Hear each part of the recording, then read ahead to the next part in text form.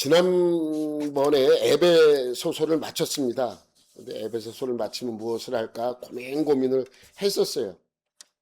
에베 소설을 마치면 신약을 했으니까 그 전에도 뭐 물론 그 사이에 십계명이 있었지만 히브리서를 하고 에베 소설을 한 것이잖아요. 그래서 신약을 많이 해서 이번에 좀 구약을 좀 해볼까 생각이 되어서 지난번에 민수기까지 한 기억도 나고 그래서 여호수아를 할까 사사기를 할까 아니면 룻기가 상당히 중요하거든요.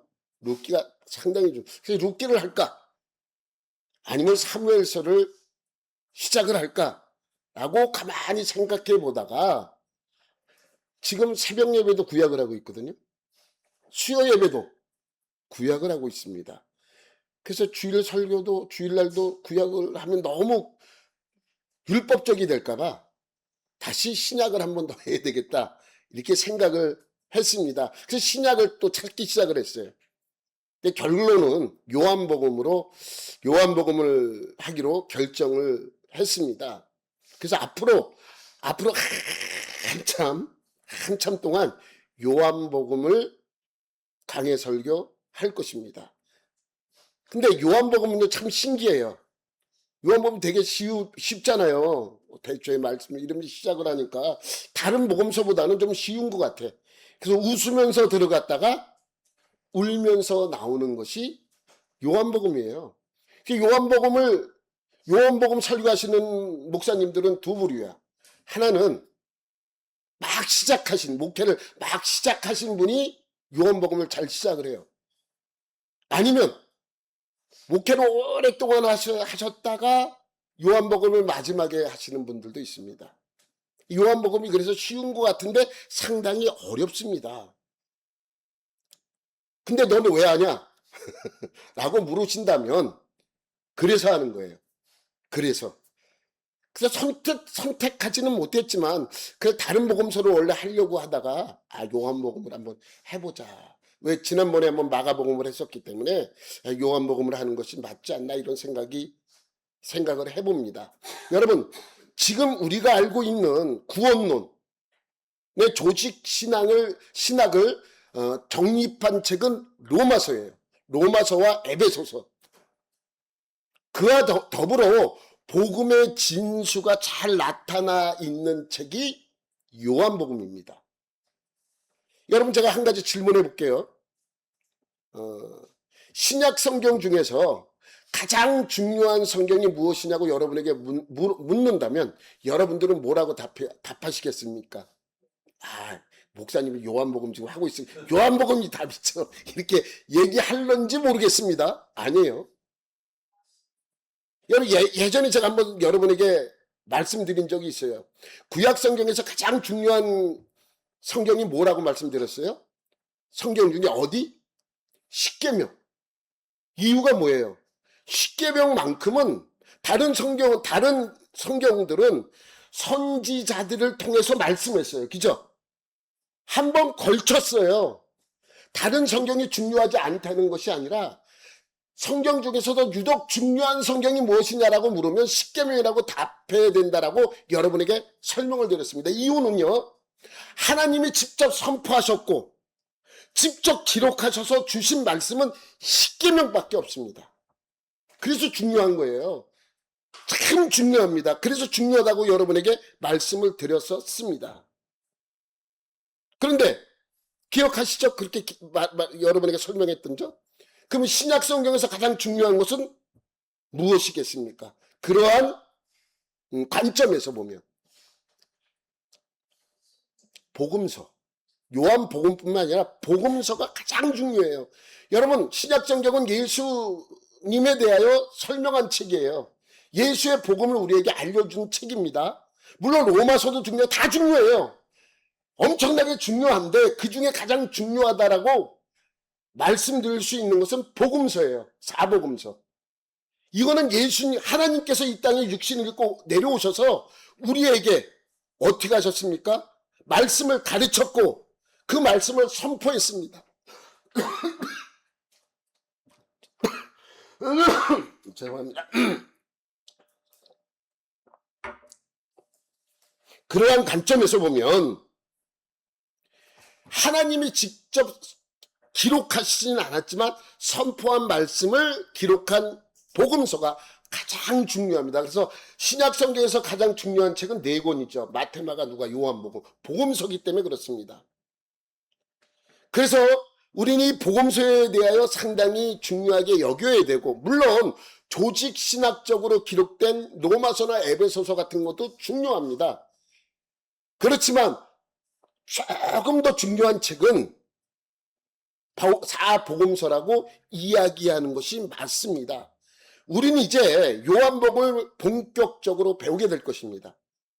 근데 이 요한복음을 들어가기 앞서 개관을 먼저 알아야 돼요. 개관을 먼저 이해를 해야 합니다. 여러분, 요한복음은 누가 기록했습니까? 요한이 기록됐어요. 요한이 기록했어요. 근데 성경에는 요한이라고 말하지 않아요.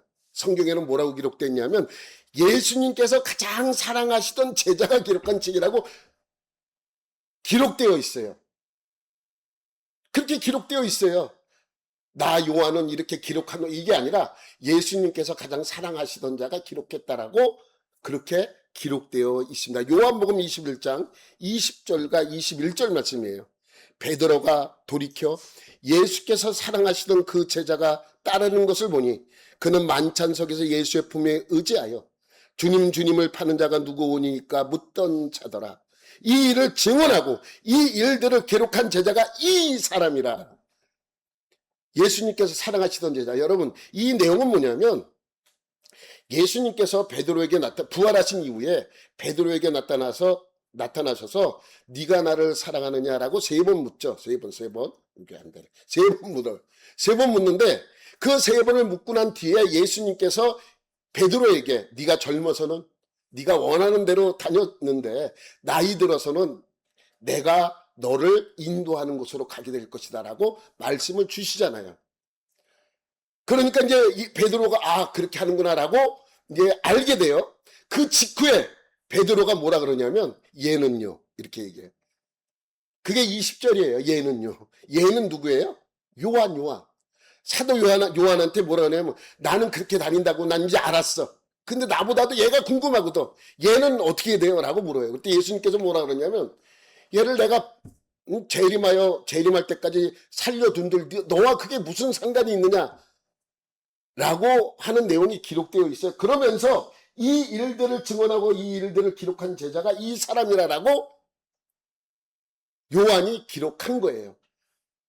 여러분, 자기 자신의 이름을 드러내지 않는 것이 이 당시에는 겸손한 것으로 표시돼요. 그래서 언제나 자기 자신을 표현할 때 사도 바울도 그러잖아요. 내가 아는 한 사람이 있다라고 이렇게 설명하면서 자기 자신이라는 것을 우회적으로 설명하는 것이 성경입니다.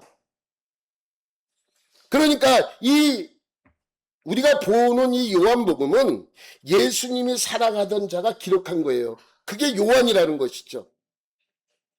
그러면 요한복음에 대하여 우리가 요한이 쓴 책은 요한복음만 있는 것이 아니에요. 요한복음이 있고요. 또 요한 1서, 2서, 3서, 그 다음에 요한계시록 5권을 썼어요. 요한복음, 요한 1서와 2서와 3서와 요한계시록. 여러분 기억하시죠? 요거는 기억할 수 있어요. 그런데 이 요한계시록 마지막에 성경 마지막에 있는 요한계시록은 언제 어떤 상황에서 기록되었는지 분명히 밝히고 있어요. patmos섬에 있을 때 기록했다라고 성경에 쓰여 있습니다. 어느 시기에. 그러니까 황제의 핍박으로 말미암아 patmos섬에 유배되어 있을 때 그곳에서 쓰여져 있다라고 분명히 기록하고 있는데 요한 1, 2, 3서와 요한복음은 정확한 시기는 기록되지 않아요. 근데 그 상황적으로 보면 요한 1, 2, 3서의 상황을 보면 사도 요한이 에베소에 있을 때 사람들에게 쓴 편지잖아요. 그래서 그 상황이 그때인 것을 알 수가 있죠. 그런데 요한복음은 어떨 때 썼는지 기록되어 있지 않아요. 그런데 그 문구들을 보면 요한 1, 2, 3서와 요한복음이 비슷한 시기에 쓰여졌다는 것을 알 수 있습니다. 그 문체를 보면. 그렇지만 요한복음의 정확한 기록을 몰라요. 요한 1, 2, 3, 4가 먼저 써져 있는지 요한복음이 먼저 썼는지 알 수가 없어요. 어떤 학자들은 요한복음이 가장 마지막에 쓰였다라고 이야기하는 학자들도 있고, 아니면 요한계시록이 마지막에 쓰였다라고 말하는 신학자들도 있어요. 근데 정확하지 않아요.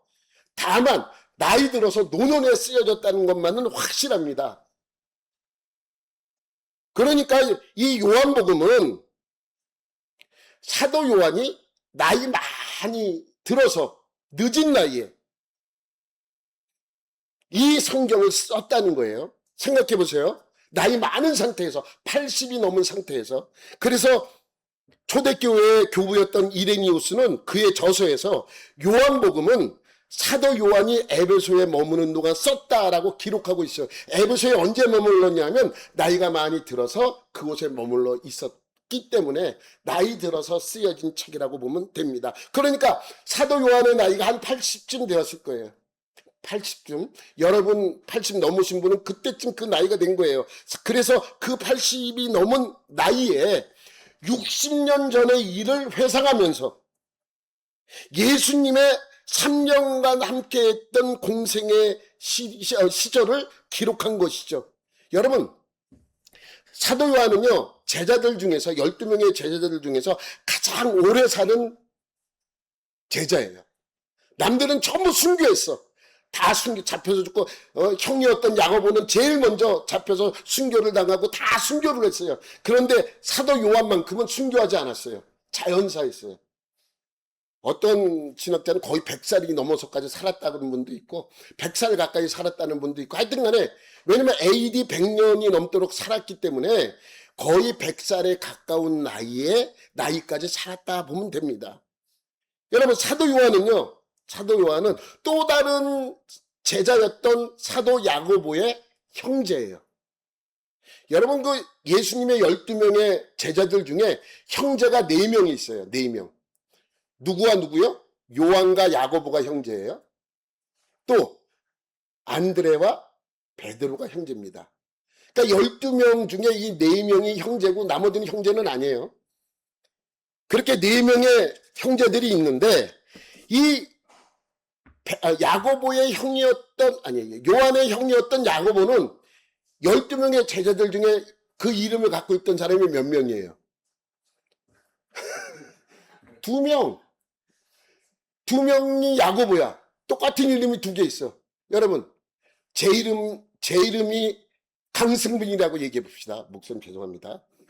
강승민 목사님하고 저하고 저쪽에서 얘기하는데, 강 목사님이, 아이고, 어떤 목사님? 그러면 뭔가를 붙여야 될 거 아니에요. 저쪽 강 목사님인지 이쪽 강 목사님인지. 그러면 저쪽 강 목사님이 나이가 많으니까 큰 강 목사님이라고 하고 이쪽은 나이가 좀 어리니까 작은 강 목사님이라고 하자, 이렇게 표현할 거 아니에요. 아니면 뭐 다른 뭐 별명을 붙여서 작은 강 목사를 얘기할 때 뚱뚱한 목사 뭐 이렇게 표현할 수 있잖아요. 별명을 붙이면서. 그렇게 성경도 그렇게 이름에 뭔가를 붙여서 구분한 내용들이 성경에 기록되어 있잖아요.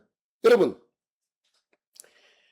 요한이라는 이름도 그렇고요, 야고보라는 이름도 그렇고 그 당시에는 많이 쓰던 이름이에요. 요한도요, 사실은 요한이라는 이름이 예수님의 제자 중에 한 명밖에 없지만 요한이라는 이름이 원래 많이 쓰였던 이름이에요. 여러분, 요한이라고 쓰였던 이름 또 하나 있잖아요. 잘 아는 세례 요한. 그리고 바울과 바울과 이 사람 때문에 바나바와 분쟁이 생겼어. 누구예요? 마가, 요한. 마가복음을 쓴 마가. 또 다른 이름은 요한, 마가 요한이라는 이름을 가진 사람.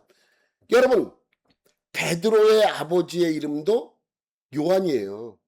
물론 그 성경에는 요나라고 번역했는데 원어로 보면 요한이에요, 요한. 그래서 요한이라는 이름도 많이 쓰였어요. 물론 또 야고보의 이름도 많이 쓰였습니다. 야고보의 이름은 히브리식 표현은 뭐예요? 야고보가 히브리어로 쓰면 야곱. 헬라어로 쓰니까 그 이름이 야고보가 되는 거예요. 그러니까 히브리어로 쓰면 야곱, 헬라어로 쓰면 야고보, 같은 이름이에요. 그러니까 야곱이라는 이름 자체가 많은 사람들이 그 이름을 쓰지 않았겠습니까? 여러분, 우리나라와 달리 이 서양에는 존경하는, 또 그 사람같이 되라는 뜻으로 그 사람 이름을 가져다 쓰는 경우가 많아요. 그래서 야고보라는 이름도 많이 있어요. 그런데 예수님의 제자들 중에 야고보라는 이름 가진 사람이 두 사람이 있잖아요. 그 구분해야 돼. 그래서 어떻게 구분했습니까? 두 사람의 이름을 아버지의 이름을 가져다가 구분을 했어요. 그래서 세베대의 아들 야고보, 또 다른 야고보는 알페오의 아들 야고보예요. 세베대의 아들이 야고보고 요한이고, 알페오의 아들이 또 다른 야고보예요. 여러분, 야고보의 이름도 둘이 있지만 유다의 이름도 두 명이 있어요. 여러분 잘 아는 가론 유다도 유다라는 이름을 갖고 있죠.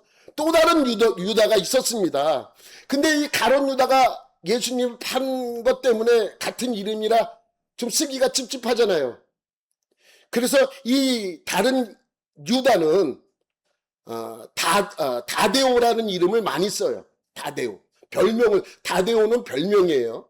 여러분, 시몬이라는 이름도 원래 두 명이에요. 여러분이 잘 아는 베드로의 이름이 시몬이에요. 베드로가 아니에요. 베드로가 이름이 아니에요. 베드로는 뭐예요? 별명이에요, 별명. 시몬이 원래 이름이에요. 그래서 우리 그 운동권에 있었던 시몬이 있었고, 베드로도 시몬이에요. 그래서 두 명을 구분해야 되잖아. 그래서 아버지의 이름을 소급하면 좋은데 아버지의 이름을 소급하지 않고 별명을 불렀어요.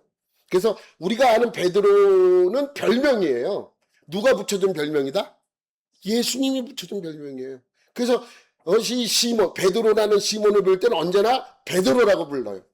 또 다른 사람은 시몬이라는 이름을 가지고 사용하게 되는 것입니다. 이렇게 별명이나 아니면 가롯, 이 지역이에요. 그 사람의 출신, 지역. 그래서 가롯인이었던 유다, 그 지역 이름을 언급하기도 하고 아버지의 이름을 가져다가 구분하기도 합니다. 왜냐하면 그 당시에는 같은 이름이 상당히 많았기 때문이에요. 여러분 보세요. 마리아. 성경에 나오는 여인들의 이름의 대부분은 뭐예요? 마리아예요. 구분하기가 너무 힘들어. 다 마리아야. 그러니까 그 구분하기 위해서 남자들은 그 아버지의 이름이나 별명이나 지역 이름을 붙여서 구분했던 것이 사실입니다. 그래서 이 요한은 알페오의 아들이 아닌 세베대의 아들 야고보와 요한을 설명하고 있죠. 마가복음 1장 19절 20절에 그렇게 말씀하고 있어요. 조금 더 가시다가 세베대의 아들 야고보와 그의 형제 요한을 보시니 그들도 배에 있어 그물을 깁는데 곧 부르시니 그 아버지 세베대를 품꾼들과 함께 배에 버려두고 예수를 따라가니라. 그래서 요한이 그 아버지가 세베대고 그 형제였던 야고보도 세베대의 아들인 것을 알 수 있어요. 그래서 야고보와 요한은 형제였던 것을 설명하고 있죠. 여기서 보면 분명히 여기서도 직업까지 언급이 되어 있죠. 그러니까 이 요한의 직업은 뭐예요? 어부예요, 어부. 야고보도 세베대의 아들 야고보도 어부였고 그의 형제 요한도 어부였습니다. 그런데 여기서는 이렇게 간단하게 어느 날 예수님이 지나가다 야고보와 요한을 보고 부르셨다고 그렇게만 기록이 되어 있지만 우리가 이제 앞으로 볼 요한복음에서는 자세하게 설명이 되어 있어요. 근데 이 마가복음은요, 마가 요한이 기록한 거예요. 마가 요한이 베드로의 비서처럼 쫓아다니면서 베드로의 간증을 계속 들었잖아요.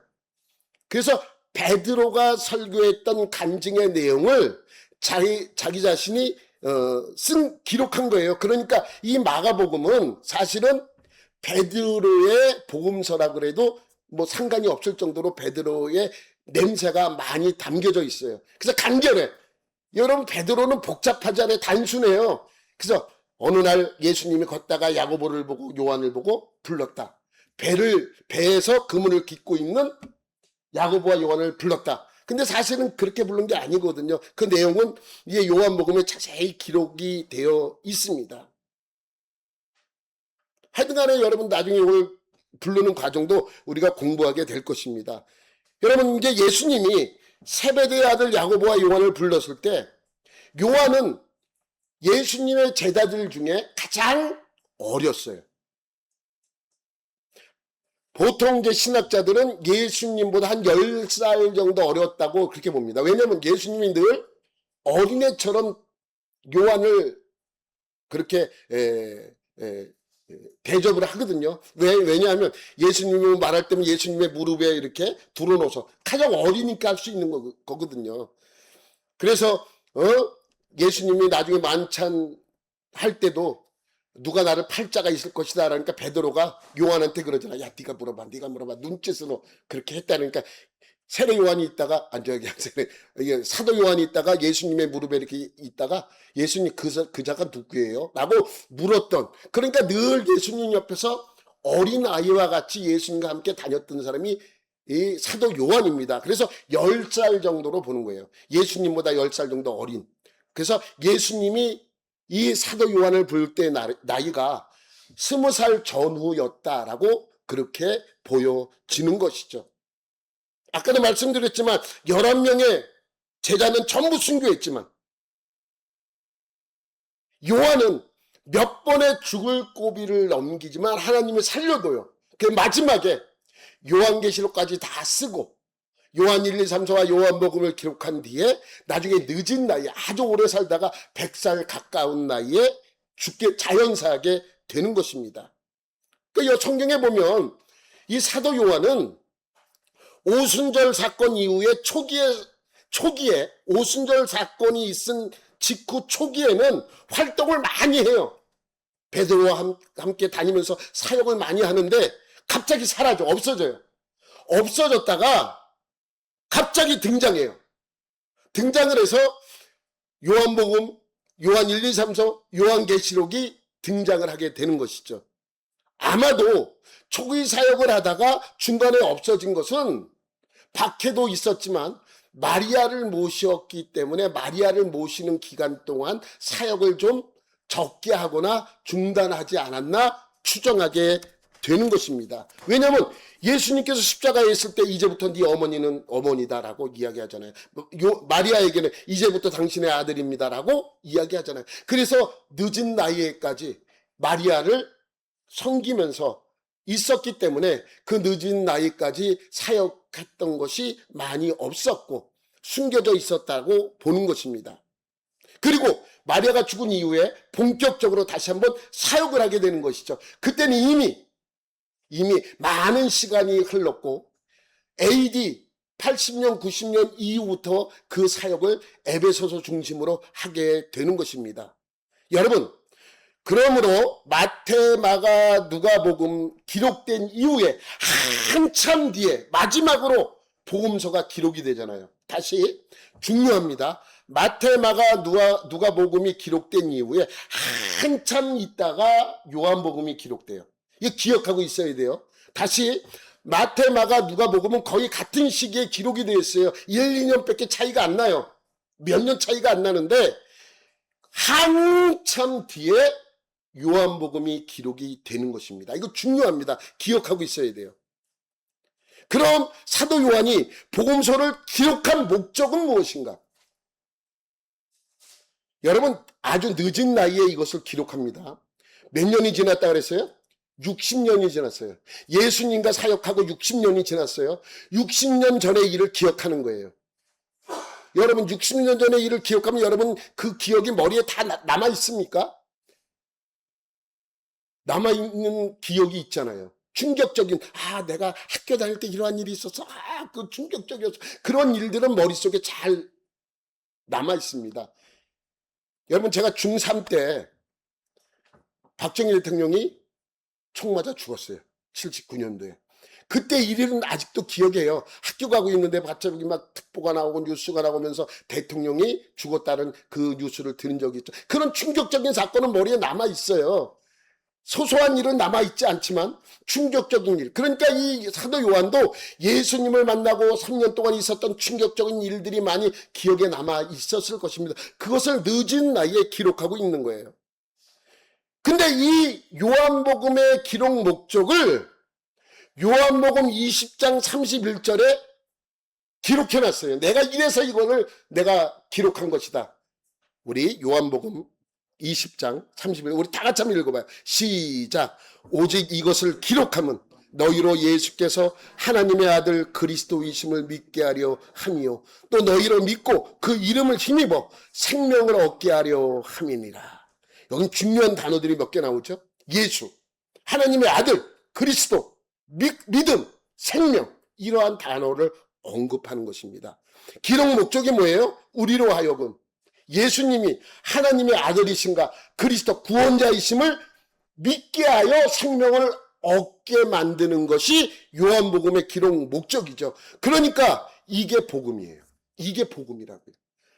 우리가 예수님을 하나님의 아들이심과 구원자로 믿고 생명을 얻게 하는 그것이 바로 복음이라는 것이죠.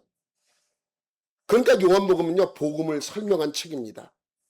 예수 그리스도의 사역과 가르침을 통해 복음을 설명한 책입니다. 예수님의 사역과 살개의 열매가 기록된 책입니다.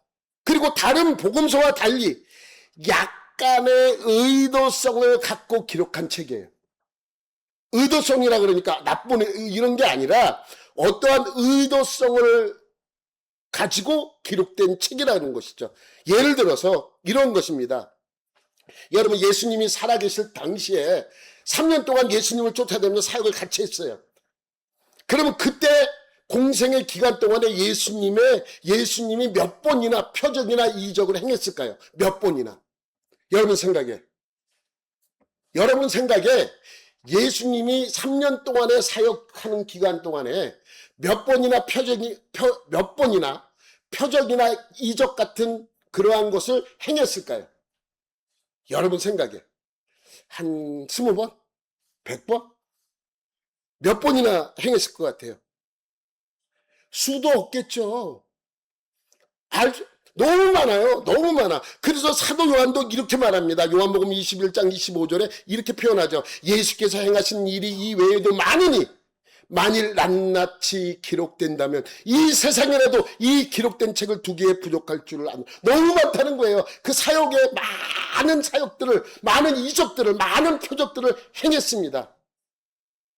그런데 요한복음에 예수님의 표적을 몇 번이나 기록했는지 아세요? 몇 번 기록했을 것 같아요, 여러분? 7개밖에 기록 안 했어요. 7개.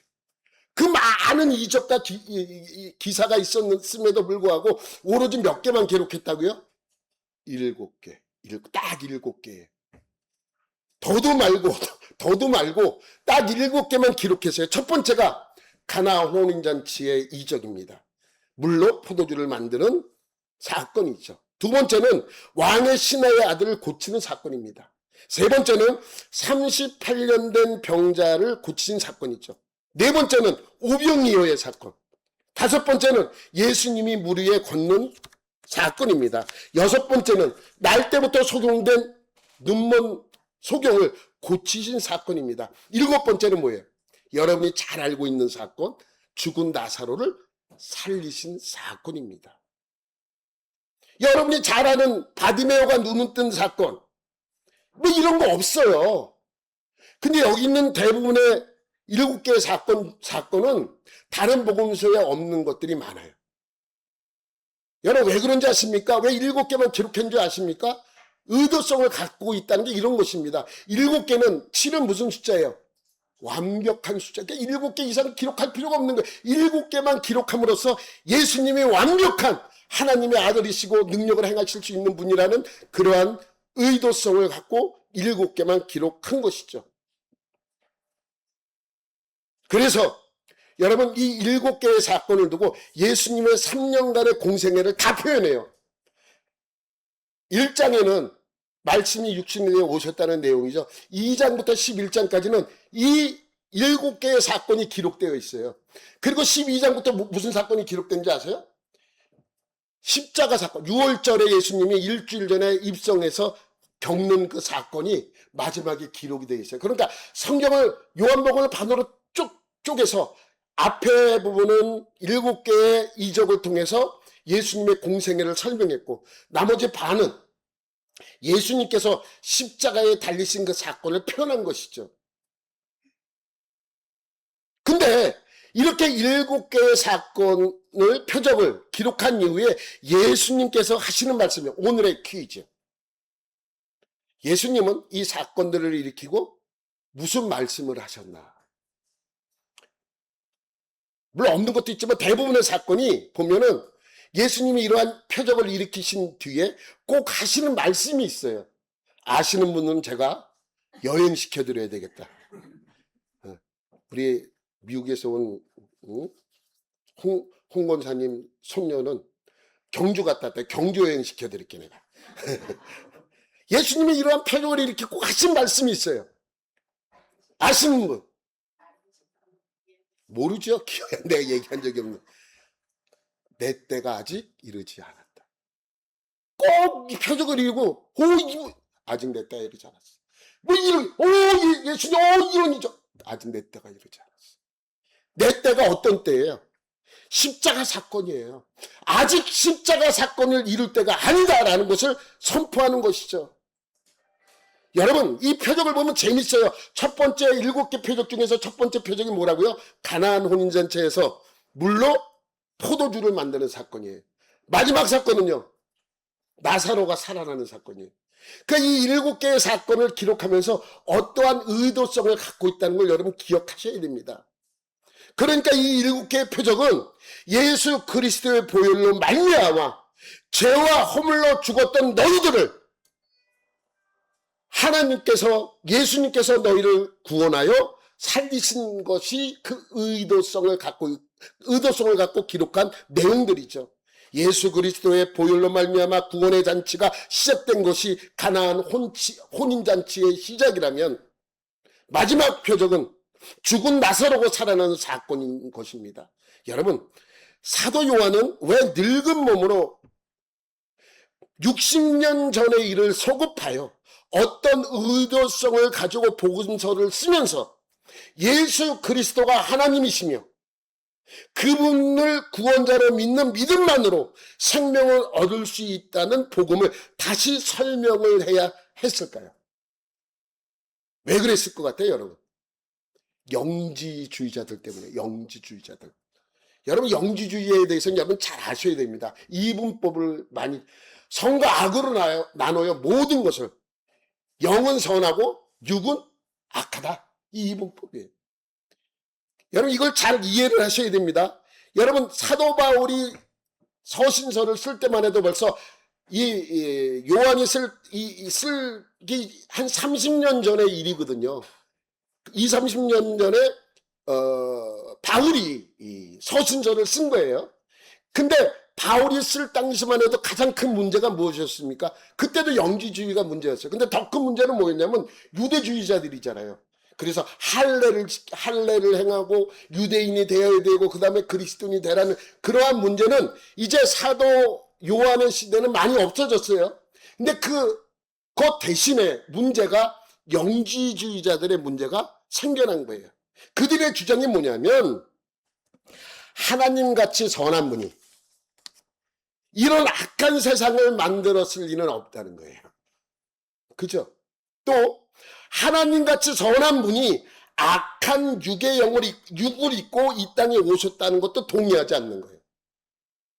그러니까 육신으로 오신 예수님을 부인할 수밖에 없는 것이죠. 이런 것이 심각한 문제로 교회를 힘들게 했어요. 가장 힘들게 한 문제가 영지주의자들이에요. 여러분, 우리의 신앙은 두 가지 전제하에서 시작돼야 돼요. 그 두 가지 전제 중에 하나가 뭐냐면 하나님이 육신을 입고 이 땅에 오셨다는 것과 둘째로 하나님이 우리의 죄를 타석하기 위하여 십자가에 못 박혀 죽었다는 사실을 믿는 믿음이 전제되어야 합니다. 이것이 되지 않고는 우리의 신앙이 온전한 신앙이 될 수 없는 것입니다. 영지주의자들은 이런 사실을 받아들일 수가 없었어요. 그래서 교회를 미혹하기 시작합니다. 근데 그 교회들이 그 미혹에 넘어가는 거예요. 생각해보세요. 이렇게 얘기합니다. 여러분 생각해보세요. 하나님이 선한 분입니까? 악한 분입니까? 물어보면 여러분들은 당연히 하나님은 선한 분이다라고 답을 할 것입니다. 그런 분이 이 세상을 만들어주셨다고요? 말도 안 되는 소리 하지 마세요. 라고 한다면 사람들이 다 넘어갈 수밖에 없는 것이죠. 그래서 사도 요한은 요한복음을 통해 예수 그리스도가 하나님이시며 또 아들이시며 예수 그리스도는 인간이셨다고 의도적으로 강조하고 있는 거예요. 그래서 요한복음에 보면 예수님의 신성을 강조하는 단어가 특히 많이 쓰입니다. 예수님의 신성을 의미하는 단어들이 많이 쓰여요. 여러분 기억나실 거예요. 기억나셔야 합니다. 예전에 여러분에게 내가 설명했던 그 단어, 헬라어로 에고에임이에요. 들어본 것 같은데 뭔지 잘 모르겠어요. 에고에임이. 집사님, 에고에임이는 영어로 아이엠이에요. 나는 이다. 나는 이다 할 때 에고에임이. 오온. 에고에임이는 나는, 오온은 스스로 존재하는 에임이 이다. 나는 이다라는 거예요. 에고에임이 오온. 이 단어를 많이 써요. 에고에임이라는 단어. 여러분 헬라어로 에고에임이 오온이 히브리어로 보면 여러분 기억나시죠? 에흐에, 아쉐르 에흐에. 이 단어는 언제 쓰여진 단어인지 여러분 기억나시죠? 모세가 하나님을 만나서 하나님에게 물어봅니다. 하나님 도대체 당신은 누구입니까? 라고 했을 때 하나님께서 뭐라고 답했냐면 에흐에 아쉐르 에흐에 라고 대답을 하는 것입니다. 나는 스스로 있는 자니라. 영어로 하면 I am who I am. 문법적으로 맞지 않나요? 나는 나야. 이 문법적으로 맞지 않아요. 그렇지만 이렇게 번역된 단어는 나는 스스로 있는 자라고 우리는 번역한 것이죠. 이것을 헬라어로 할 때 에고에임이 오온이에요. 하나님의 존재를 설명할 때 쓴 단어가 에고에임이 오온, 에고에임이라는 단어예요. 그래서 유대인들은요, 에고에임이라는 단어를 쓰지 않아요. 이 단어를 합쳐서 이렇게 쓰지 않아요. 너무 거룩한 단어예요. 이런 거와 비슷해요. 아버지 함자가 뭐냐? 라고 어른들이 물어보시면 무슨 자입니다. 이렇게 대답하잖아요. 그것을 왜 자자를 붙여서 쓰느냐?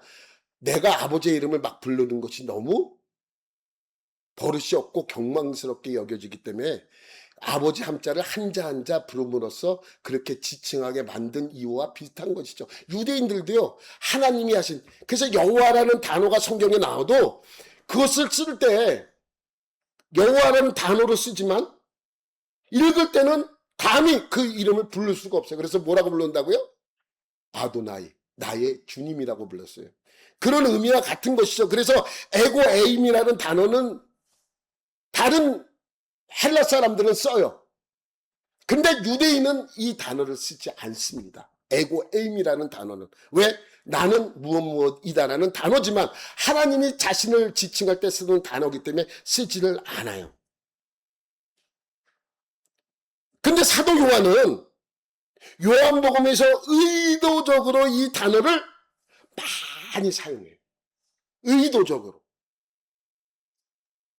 여러분 요한복음 6장 35절에 보면 예수께서 이르시되 나는 생명의 떡이니, 에고에임이에요. 에고에임이 생명의 떡. 예수님께서 나는 에고에임이 생명의 떡이래요. 또 요한복음 8장 12절에는 나는 세상의 빛이니, 에고에임이 생명의 빛. 10장 7절에는 이렇게 말합니다. 나는 양의 문이라, 에고에임이 양의 문. 원어에도 양의 문 이렇게 그냥 여러분 이해하기 쉽게 제가 설명을 드리는 거예요. 에고에임이라는 단어를 쓰지 않는데 예수님께서 계속 사용했다는 것을 설명하고 있는 것이죠. 또 11절에서는 이렇게 설명합니다. 나는 선한 목자라, 에고에임이 선한 목자. 11장 25절에 나는 부활이요 생명이니, 에고에임이 부활이요 생명. 또 14장에서는 나는 길이요 진리요 생명이니, 에고에임이 길, 진리, 생명. 또 요한복음 15장 1절에서는 이렇게 설명합니다. 나는 참 포도나무요. 에고에임이 참 포도나무. 에고에임이라는 단어를 계속 사용하고 있는 거예요. 의도적으로 더 사용하는 것이죠. 왜? 지금 사도 요한은 자꾸만 예수님이 하나님이 아니라고 이야기하는 그들에게 아니다, 이분이 하나님이시다 라고 알리기 위하여 에고에임이라는 단어를 계속 사용하고 있는 것이죠. 여러분 요한복음 18장 4절에 보면 4절부터 보면은 이러한 말씀이 있습니다. 예수께서 그 당할 일을 다 하시고 나아가 이르시되, 이 내용은 뭐냐면 예수님께서 겟세마네 동산에서 기도를 마치신 후에 가룟 유다와 더불어 성전 지기들이 예수님을 잡으러 오잖아요. 그래서 예수님이 너희는 누구를 찾느냐 이렇게 묻는 거예요. 누구를 찾는 거냐, 왜 왔느냐 이렇게 물어보는 것이죠.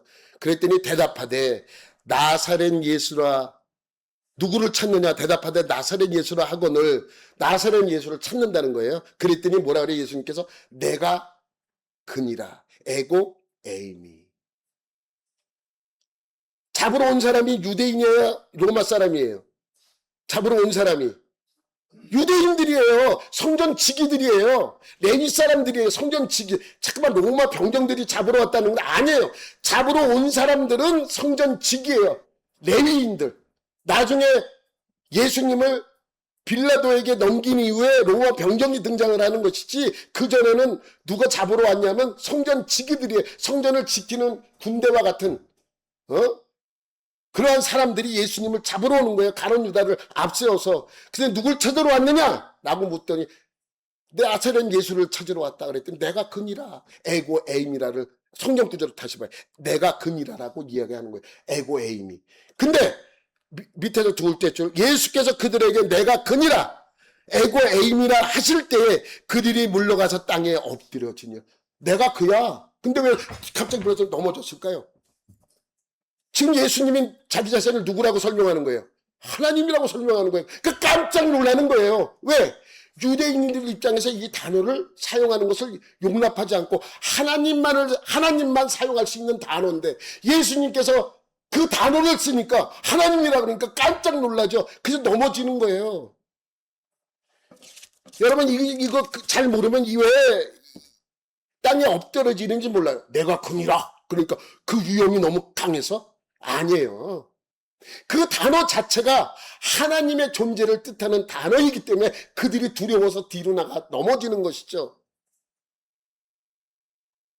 이렇게 요한복음은 아주 여러 곳에서 예수님의 신성을 강조하고 있는 것입니다. 유대인들은 그 뜻을 금방 알 수 있어요. 그래서 요한복음은 예수는 그리스도이시며 오직 그분을 믿는 믿음만으로 생명을 얻을 수 있는 그런 구원에 관한 내용이 강조되어 있기 때문에 예수님의 탄생 부분이 생략된 거예요. 그걸 강조할 필요가 없거든요. 이미 다른 성경에 예수님의 탄생된 이야기가 기록되어 있기 때문이기도 합니다. 그래서 요한복음 1장 1절에 뭐라고 기록합니까? 태초에 말씀이 계시니라. 이 말씀이 하나님과 함께 계셨으니 이 말씀은 곧 하나님이시니라. 그리고 14절에 이렇게 설명합니다. 말씀이 육신이 되어 우리 가운데 거하시며 우리가 그의 영광을 보니 하나님의 독생자의 영광이요 은혜와 진리가 충만하더라. 말씀이 뭐라는 거예요? 예수님이라는 것이죠. 말씀이신 하나님이 육신을 입고 이 땅에 오셨다는 것으로 시작하는 것입니다. 마리아의 몸에서 태어났고 어떻게 됐고 헤롯 왕에게 박해를 받았던 그 예수님을 소개하는 것이 아니라 말씀이 육신이 되었던 예수님을 소개하고 있는 것입니다. 그래서 그분이 하나님이시고 우리를 구원하기 위해 육신을 입고 이 땅에 내려왔다는 것을 강조하고 있는 것이죠. 여러분, 근데 왜 다른 성경에 있는 내용들이 요한복음에는 없는 게 많아요?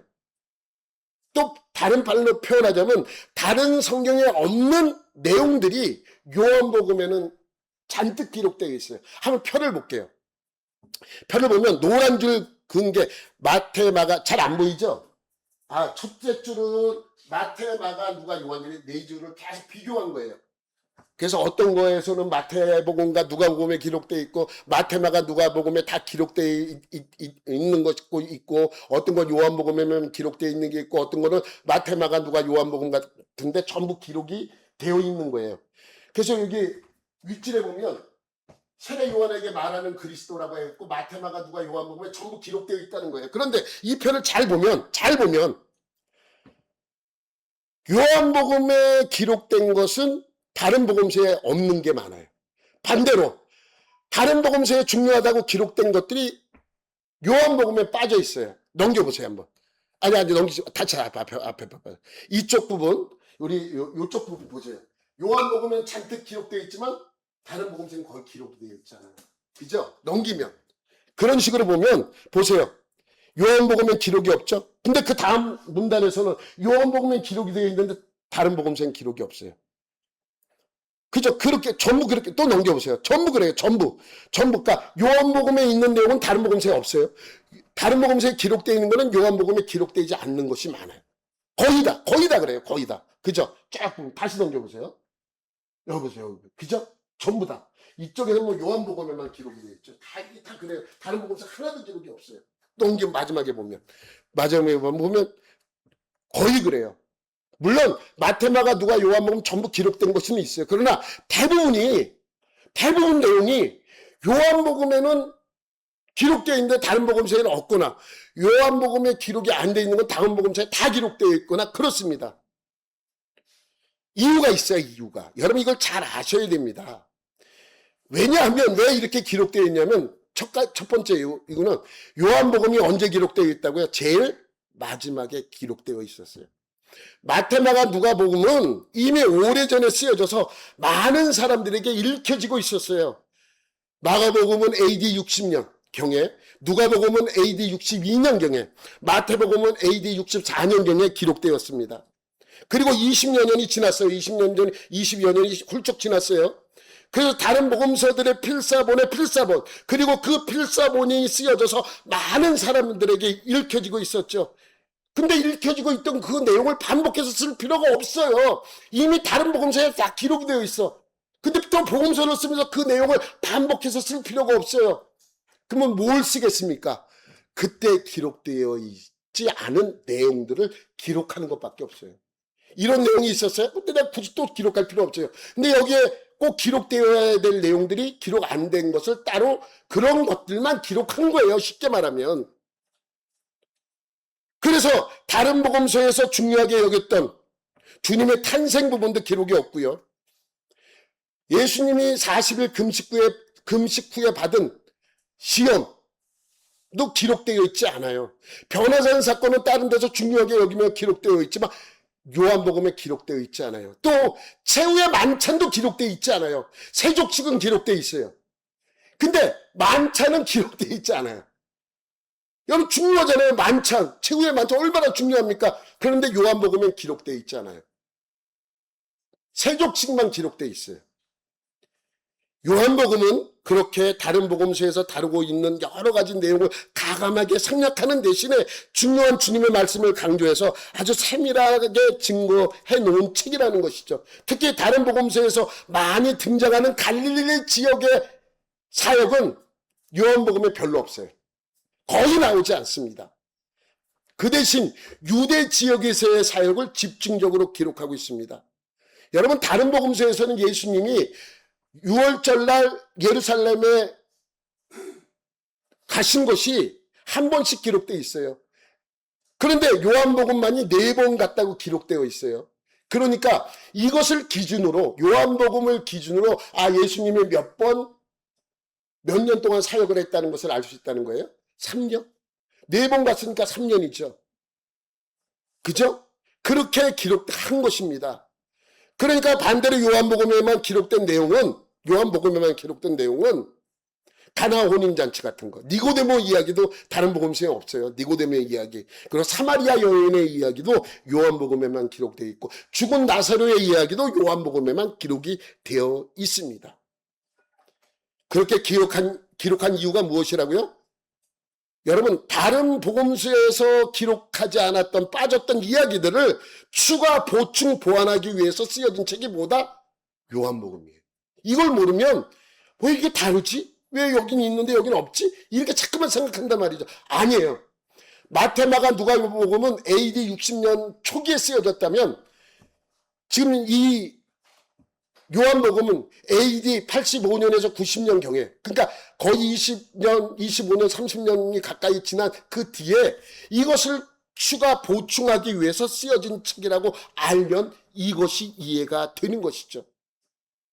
그래서 요한복음에는 무엇이 강조되어 있다? 예수님은 하나님의 아들이시고 그리스도이시고 하나님이시고 그분이 믿는 믿음으로 생명을 얻을 수 있다는 것이 강조되어 있는 것입니다. 여러분 그 내용은 본문을 하면서 더 자세히 여러분에게 알려드리도록 하겠습니다. 여러분 재밌는 것은 뭐냐면 요한복음을 보면 예수님의 초기 사역에는 자신을 드러내지 않아요. 그래서 유대인과 막 다툼이 일어날 것 같으면 예수님께서 어떻게 해요? 따지지 않아요. 슬쩍 피하셔. 근데 중간쯤 가면 어떻게 해요? 유대인과 말다툼을 하세요. 이게 맞냐 그럼 이게 맞다 막 이러면서 막 해요. 나중에는 그 핍박으로 인해서 십자가에 달려서 죽는 일까지 진행되는 것입니다. 그러니까 예수님은 후반부로 갈수록 점점 빛이신 예수님에 의해서 어둠과 빛이 확연하게 구분되어지는 것을 보여주고 있는 것이죠. 그래서 무엇부터 시작하는 거예요? 요한복음 1장에 빛으로 시작하는 거예요. 태초에 있었던 빛과 말씀을 구체적으로 설명하고 있는 것입니다. 여러분, 예수님은요, 말씀이셨고 빛이십니다. 그분이 육신을 입고 이 땅에 오셔서 우리에게 그 복음의 말씀을 알려주고 있는 것이죠. 그것이 무엇이다? 오늘 제목과 같이 요한이 쓴 복음서의 내용인 것입니다. 여러분 모두 요한의 복음서를 통해 예수가 그리스도이심을 믿고 생명을 얻는 여러분들이 되시기를 예수님의 이름으로 축원합니다.